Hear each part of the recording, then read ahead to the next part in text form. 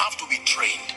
That it is not within your power to just begin to do the will of God. You have to be trained. Look up. Let me give you a little crash course on how God trains you to do his will.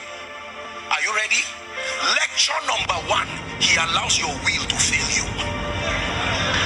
Because he knows that the human spirit is so stubborn, it will not easily allow God to take his place. He won't hate you. He loves you. But he needs to give you a reason to trust him. He said, trust in the Lord with all your heart. Proverbs chapter 3 and verse 5. In all your ways, acknowledge him and he will direct your path. The next verse says, be not wise in your own understanding. That is the mission of that course, to bring you to a point where in experience you stop being wise in your own understanding. It says, but fear the Lord and turn away from evil. So here you are with all you're a first-class graduate, respectfully speaking, and that is wonderful. You come from a privileged family, respectfully speaking. Every time you see people worshiping and rolling on the ground and say, God, if you don't move, I cannot go anywhere. It doesn't make sense to you.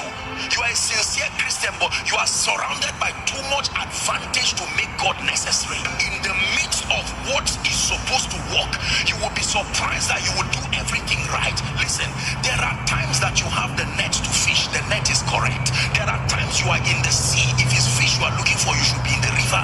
There are times you have a boat, yet you will not catch fish. At such times, you don't need fishing again. You need Jesus. So when Jesus resurrected, are you getting the program now? Because many of you, this is the season you are in spiritually.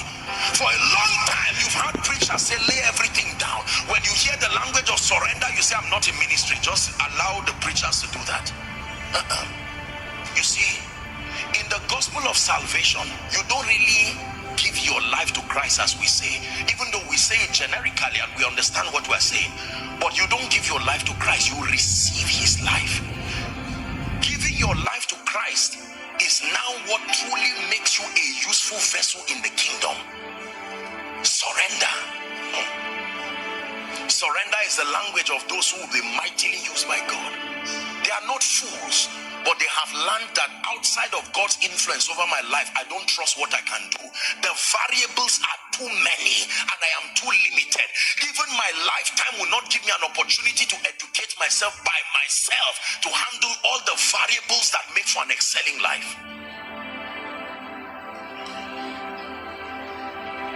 That is the reason why you can find somebody who, physically speaking, everything around him is a disadvantage, should not be having the results they are having.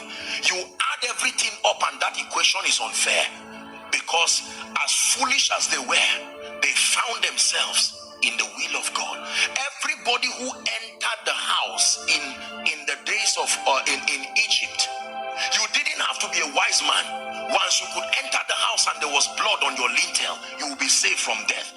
No matter how powerful you were, if you were outside, you would die. So you see, behind all the applause that